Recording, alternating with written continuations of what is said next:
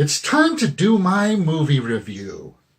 Come on, baby, you know I loves you. McBain, please. What?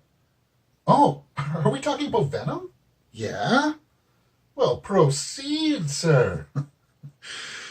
Now, this review is going to come at you in 3 different parts. It's going to be something totally different than what you've seen from me in the past. And I hope it's going to be one of the best reviews that I've ever done. Okay, so, as I said, 3 parts. In part 1, it's going to be the setup. It's in which I'm just going to read you what the buzz is and the anticipation level of the film. It's going to be me before seeing it, and then in part 2, it'll be my initial reaction. Me getting right out of the theater, my emotional response to it. And then finally, in the 3rd part, it'll be my final thoughts and score. This has been an idea of mine that's been floating around, I've been toying with. So I hope you enjoy it. Now to part 1, the breakdown. Just looking at some of the initial reactions to it, the buzz coming out of it, it's not good.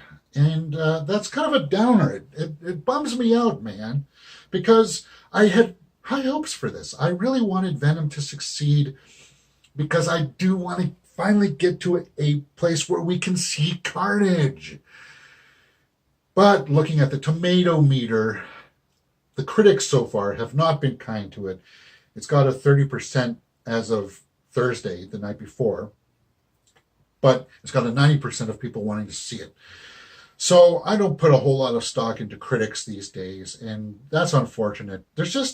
It's hard to follow some people because there seems to be a group of people that just follow along with whatever is popular, and that's hard to break away from. And there are some critics out there that do give it a fair chance, and I do like to hear different opinions. Mr. H, in Mr. H Reviews, he gave in a fairly fair review of it, and I found that more convincing than somebody from Collider, where it seems like if one person doesn't like it, then all of them don't like it, which I find that's hard to believe.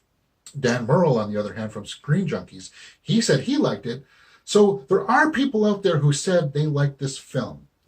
Okay, so that's the buzz going into it. I'm off to see it. Let's see what my initial reactions are. And here we go. Okay, so I just got out of the theater, and my initial reactions are, it wasn't that bad.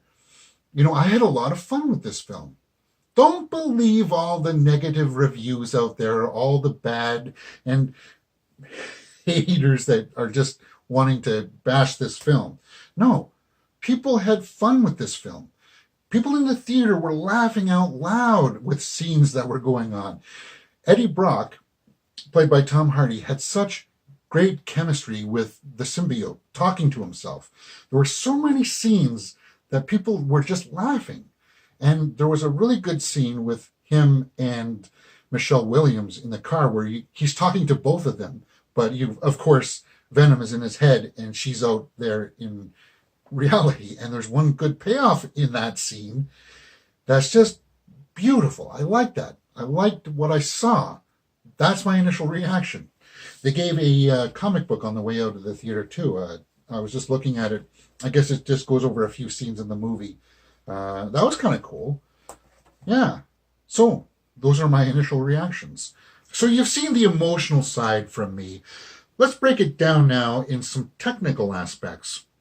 After having a night to sleep on it, I really enjoyed this film. Yeah, me too. I like the interactions between Eddie and Venom and all the dialogues that they had going on in their head. Oh, I bet you did. I bet you did.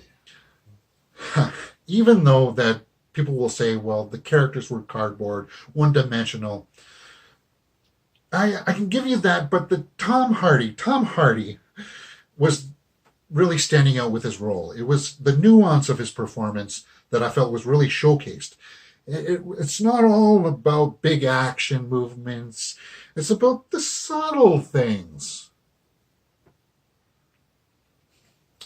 The criticisms you may have heard about this is, well, it doesn't really feel like a superhero movie. And that's for a good reason, because Venom is not a superhero. Yeah, I'm not sure why people expected Guardians of the Galaxy or some superheroish theme to it. I don't get it. I never had that point of view. Riz Ahmed as a boring bad guy, I can give you that, but I feel like it was the director's call. Like the director wanted a deadpan CEO type bad guy, so all of his lines were flat.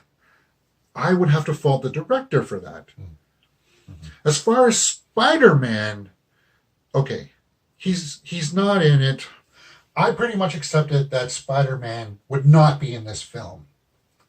Yeah, and if you can do that, then you can look at it for what it is. And if you can do that, I think you will enjoy this film. It's a sleek film. It's well shot, and the score at times with that electric guitar, it caught my ear. It's a film worth seeing in the theater if this kind of material piques your interest. There's the breakdown. Is that a score sheet? Yes, it is, McBain. I almost gave it a 6.5 out of 10, but I settled with 7 out of 10 for Venom. It's a bit high, don't you think? Well, it is what it is. That's my review for Venom. If you like this format, let me know in the comments below. Yeah, let us know in the comments. I'm James. I'm McBain.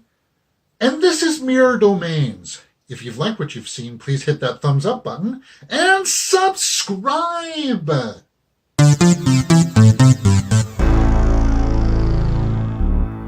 Yeah, he wanted me to record a review with him, and he was being mean. I'm sorry. No, baby. I'll do anything for you. Hey, you want to see a movie called Venom?